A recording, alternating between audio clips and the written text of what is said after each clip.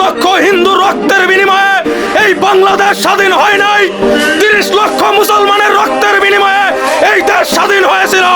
মহাকাশে যতদিন সূর্য উঠবে, চাঁদ ডুববে, ততদিন এই বাংলাদেশের রাষ্ট্রীয় ধর্ম ইসলাম থাকবেই থাকবে, থাকবেই থাকবে, থাকবেই থাকবে ইনশাআল্লাহ তাআলা। আসসালামু আলাইকুম ওয়া রাহমাতুল্লাহি ওয়া বারাকাতুহু। যে বাপে জন্ম দিয়েছে সেই বাপকে ভুলতে পারবি না। বাংলার জমিনে থাইকা ইন্ডিয়ার অহংকার করবি না। মনে রাখবে, তোর চেয়ে বড় ক্ষমতাবান ছিল ফেরাউন, তোর চেয়ে বড় ক্ষমতাবান ছিল নমরুদ, তোর চেয়ে বড় ক্ষমতাবান ছিল সেই ফেরাউন যে নিজেকে খোদা দাবি করত, নিজেকে আল্লাহ দাবি করত।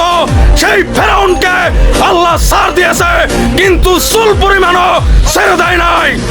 বাংলাদেশে থাকা ভারতের এজেন্টদেরকে বলতে চাই, এই বাংলাদেশে হিন্দুস্তানের রাজত্ব কায়েম হবে না, হবে না, হবে না।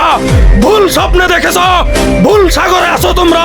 এসব চিন্তা ভাবনা মাথা থেকে সরিয়ে ফেলো, নয়তো তোমাদের অস্তিত্ব থাকবে না বাংলার জমিনে। মনে রাখবা, ইসলামকে যারা মাটিতে গেড়ে দিতে চায়, ইসলামের সাথে গাদ্দারি করে, ইসলামের বিরুদ্ধে কথা বলে, তাদের অস্তিত্ব মহান আল্লাহ পাক রব্বুল আলামিন নিজের হাতে দুলার সাথে মিশাই দেয়। আরে বাংলাদেশে এমন কোন পরাশক্তি নাই ইসলামকে ছোট করে কথা বলবে, মুসলিমের উপর আঘাত করবে। আর তুমি কোন হরিদাস পাল, বালচিরু বাল, আমরা তোমাদেরকে দেখে নিব ইনশাআল্লাহ তাআলা।